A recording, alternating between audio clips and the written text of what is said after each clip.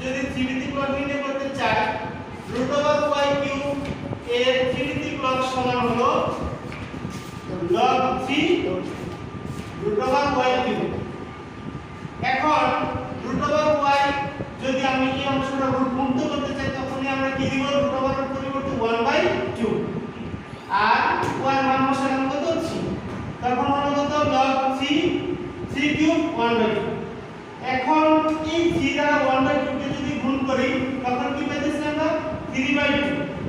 এটা আমাদের জানা আছে যদি log এর আমরা অনুমান করি বেজের পাওয়ার সমান হলে পাওয়ারটা কোথায় চলে আসে log এর আগে তখন 3/2 log 3 ভিত্তিক 3 তাহলে log 3 ভিত্তিক 3 এর মান কত 1 তখন 1 দিয়ে গুণ করলে কি হয়ে যাবে 3/2। এই হলো log y³ এর 3 ভিত্তিক log এর